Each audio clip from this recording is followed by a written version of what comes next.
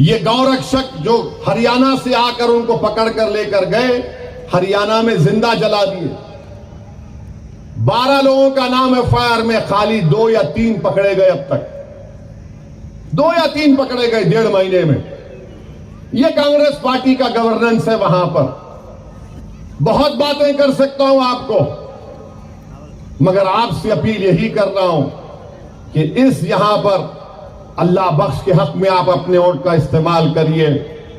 ये कांग्रेस पार्टी के एमएलए साहब जो 10 साल से मिले हैं, बोलते रहते हैं कभी भी घोड़े बनना, गधे नहीं बनना, याद रखो।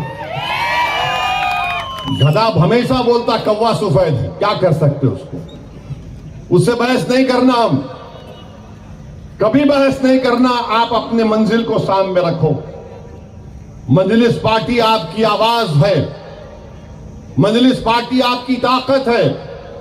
मजलिस पार्टी कमजोरों की एक आवाज बनना चाह रही है पूरे भारत में।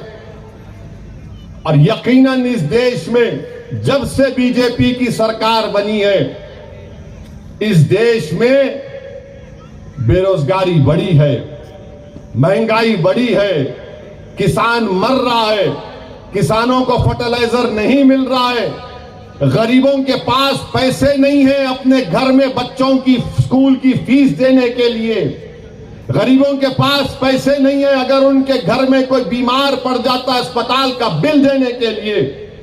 ये जब से बीजेपी की सरकार बनी हो रहा है।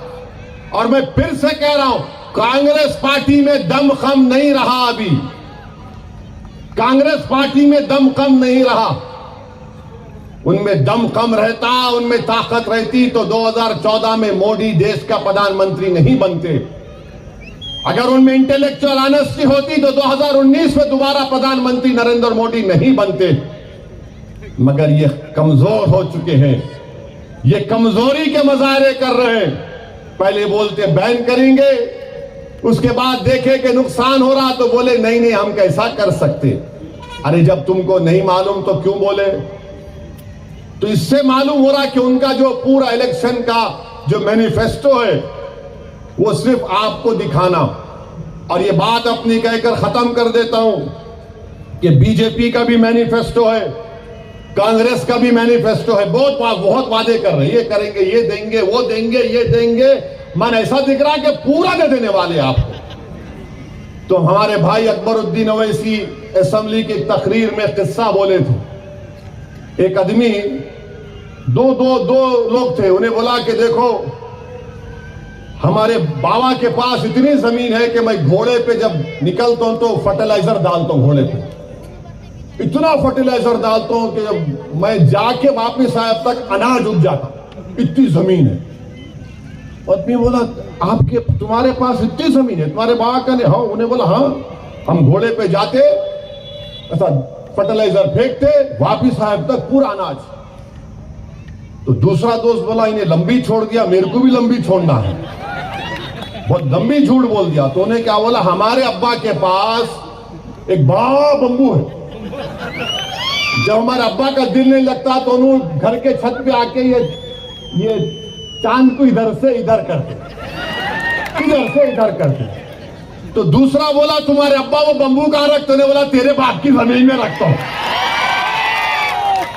तो ऐसा है गरीबों को, बस कुछ तो ही बोला, बेचारा गरीब है, तुम्हारे को ये देते, तुमको वो देते, तुमको ये देते, जीतने के बाद उन्होंने घर को ले जाते, तुम खाली हाँ क्या हुआ कहां है। तो देख समझकर फैसला करो। यकीनन बीजेपी को हराओ आप। मैं नहीं बोल रहा हूं मत हराओ बीजेपी को, मगर जहां पर मजलिस है मजलिस को भी तो वोट दो, मौका दो। और कांग्रेस पार्टी पे ज्यादा भरोसा मत करो आप। 70 साल से कुछ नहीं करे। कांग्रेस पार्टी पे ज्यादा भरोसा मत करो। जितनी बर्बादी आज हमारे पास है वो उनकी देन है, याद रखो। तो 10 तारीख के दिन सुबह सुबह निकलिए और इस विधानसभा में अल्लाह बख्श आपका निशान पतंग का है और पतंग के निशान पर बटन दबाकर अपने इत्तेहाद का सबूत दीजिए। आपका फिर से शुक्रिया। अस्सलाम वालेकुम व रहमतुल्लाहि व बरकातहू।